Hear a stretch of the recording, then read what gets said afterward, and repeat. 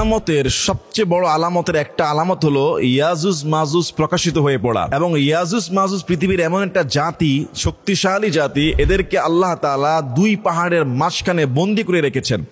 রাসূল সাল্লাল্লাহু আলাইহি ওয়াসাল্লাম এইভাবে দুই আঙ্গুলকে একত্র করে দেখিয়েছেন যে ইয়াজুজ মাজুজ এতটুকু আত্মপ্রকাশ হয়ে গিয়েছে। তারা প্রতিদিন পৃথিবীতে ঢুকার জন্য চেষ্টা করে, কিন্তু সামান্য ছোট্ট একটা ভুলের কারণে তারা পৃথিবীতে আসতে পারতেছে না। ইয়াজুজ মাজুজের কথা আল্লাহ কোরআনে বলেছে, হাত্তা ইযা ফুতিহাত ইয়াজুজু ওয়া মাজুজু ওয়া হুম মিন কুল্লি হাদাবিন ইয়ানসিলুন। যখন ইয়াজুজ মাজুজ আত্মপ্রকাশ করবে, তারা উঁচু ভূমি থেকে নিচের দিকে আসবে। সূরা কাহফের মধ্যে এই ঘটনাটা রয়েছে যে ক্বালু ইয়া যাল করনাইন ইন্না ইয়াজুজ ওয়া মাজুজ ওয়া হুম মুফসিদুনা ফিল আরদ। যে বাদশাহ যুলকারনাইনকে ওই এলাকার মানুষ বলল যে, হে যুলকারনাইন, ইয়াজুজ মাজুজ অত্যাচার করে, পাপাচার করে, তাদের হাত থেকে তুমি আমাদেরকে বাঁচাও, দেওয়াল নির্মাণ করে দাও, তোমাকে অর্থ পয়সা কড়ি পারিশ্রমিক যা লাগে তাই দিব। বাদশাহ যুলকারনাইন বলেছিল, আমাকে কোনো পারিশ্রমিক দেওয়া লাগবে না, আল্লাহ আমাকে অনেক ক্ষমতা দিয়েছে, তোমরা শুধু আমাকে লোহার পাত অর্থাৎ তামা, গলিত লোহা এগুলি এনে দাও। দুই পাহাড়ের মাঝখানে বাদশাহ যুলকারনাইন একেবারে মোটা করে একেবারে জমিন থেকে লোহার একটা দেওয়াল করে দেয়।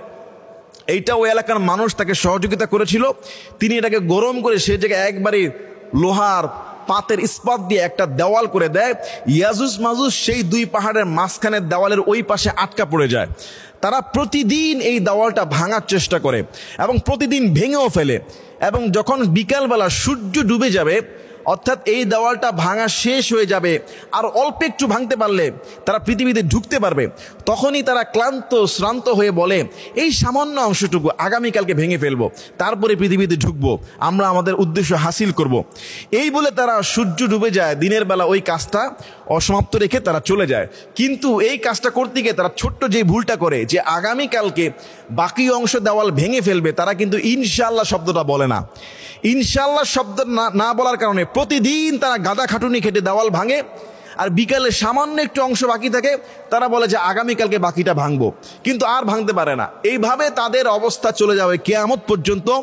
কিয়ামতের আগে 10টি আলামতের একটা হলো এই ইয়াজুজ মাজুজ সেই দেওয়াল ভেঙে ফেলবে, তখন ঈসা আলাইহিস সালাতু ওয়াস সালামের সময়কাল হবে এবং ইয়াজুজ মাজুজ ওই দিন বলে ফেলবে যে আগামীকালকে বাকি অংশ ভেঙে ফেলবো ইনশাআল্লাহ।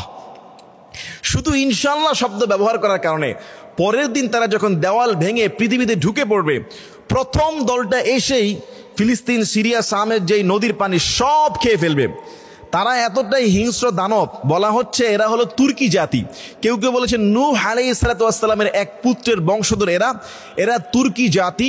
এরা তুর্কিদের মতো দেখতে হবে, চুল হবে লাল, চোখ হবে ছোট, আপনার নাক হবে খাটো।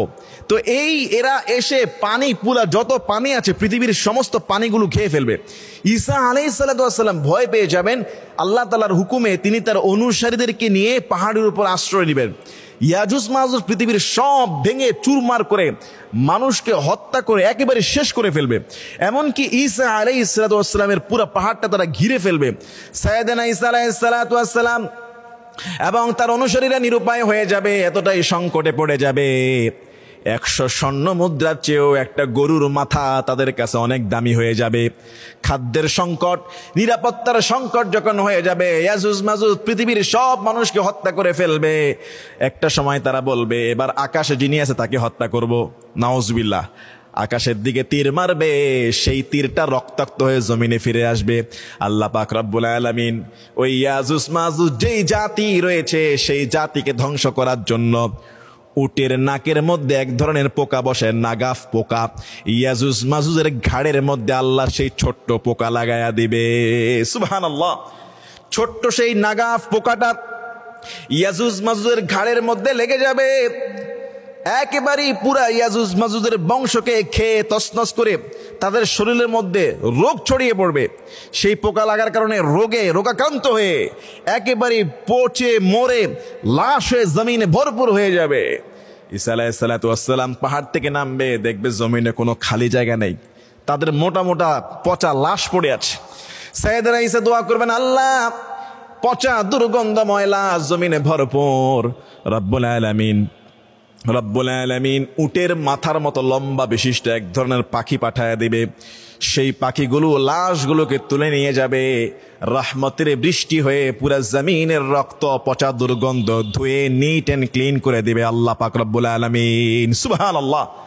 কিয়ামতের আগে ইয়াজুজ মাজুজ আত্মপ্রকাশ করবে, শুধু ছোট্ট ভুলটার কারণে, ইনশাআল্লাহ না বলার কারণে বেরোতে পারতেছে না। প্রতিদিন কিন্তু দেওয়াল ভেঙে ফেলে, সামান্য একটা অংশ ভাঙতে পারলেই তারা বের হতে পারে, পরের দিন জন্য রেখে দেয়, আর ভাঙতে পারে না, কিন্তু একদিন বলে ফেলবে ইনশাআল্লাহ।